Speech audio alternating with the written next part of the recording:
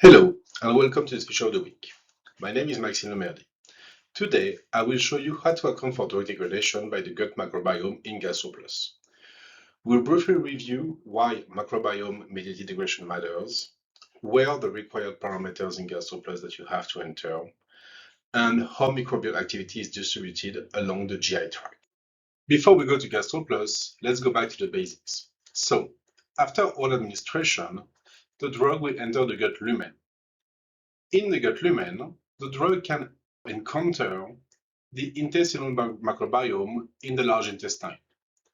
This microbiome can transform your drug into one or more degradation products before the absorption can occur. This process can therefore reduce the amount of parent drug available for the absorption, and also it can result in the creation of either inactive, active, or potentially toxic metabolites. And these metabolites can then subsequently be absorbed into the body. Additionally, one thing we need to remember is that the microbiome composition can vary largely among individuals, and this can have a significant impact on the inter-individual variability in systemic drug exposure. To start setting up microbiome degradation in GastroPlus, start with opening the enzyme kinetics section in the compound panel and select microbiome as the enzyme. Also select dissolved lumen from the location because only the dissolved drug is available for this degradation process.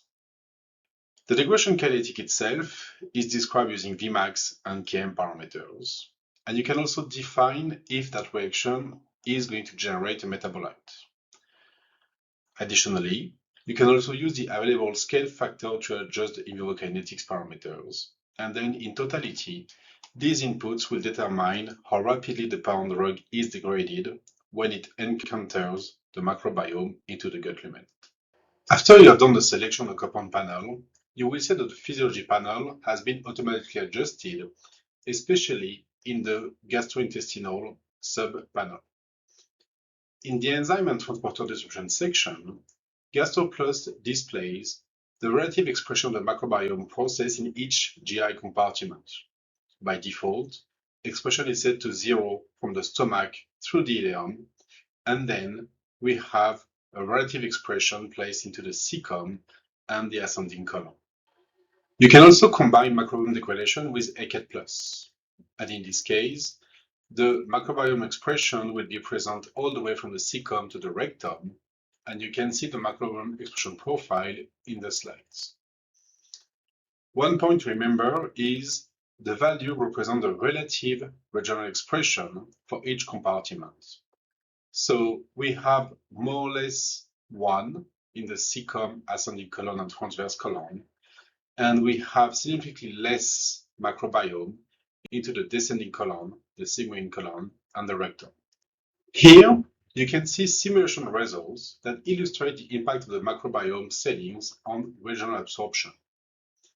If we start focusing on the left, where we have no microbiome degradation, you can see that the model predicts that approximately 99.6% of the dose is absorbed, including meaningful contribution from the cecum and colon in the absorption process. If now we focus on the right panel, where microbiome degradation is included, the total absorption fraction decreased from 99 to 81.2%. And also we can notice that the absorption from both the cecum and ascending colon is almost completely removed, simply because the drug has been cleared from the gut lumen in the large intestine that is very rich in microbiome. For more information on microbiome modeling in GastroPlus, please consult the GastroPlus GastroPlus tutorial that is available on our YouTube channel. That brings us to the end of this feature of the week. Thank you for watching. For more information, please visit our website or contact us via email. Thank you very much.